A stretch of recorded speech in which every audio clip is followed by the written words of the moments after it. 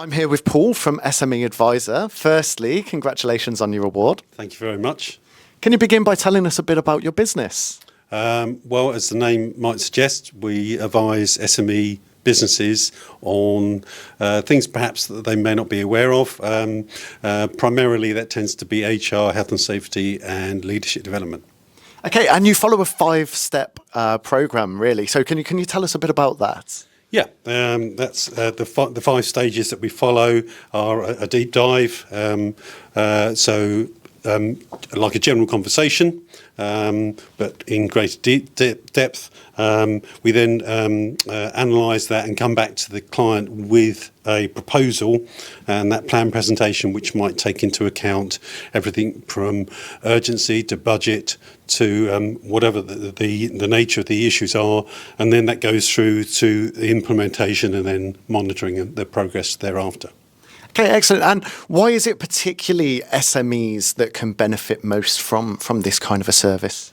My opinion is that most small to medium-sized enterprises are born from someone's inspiration, and they are probably masters of their craft, but they probably don't have the skills or the knowledge to run a business. And that's where we come in, because they can outsource those elements to us, because we have a team of professionals in those areas which for a small business would be unaffordable.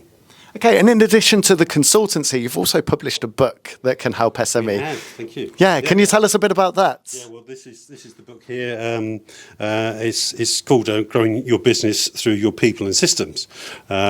People, we just mentioned, are also important, but so are systems. So therefore, and that in those areas that I've spoken about, those key product areas that we work in HR, health and safety, and the developing of people, if you don't have systems, then it's very difficult to grow your business. And certainly if you're planning ahead, if you're looking at selling the business, whatever the exit strategy is, it's also important that you have these systems in place for a potential purchaser.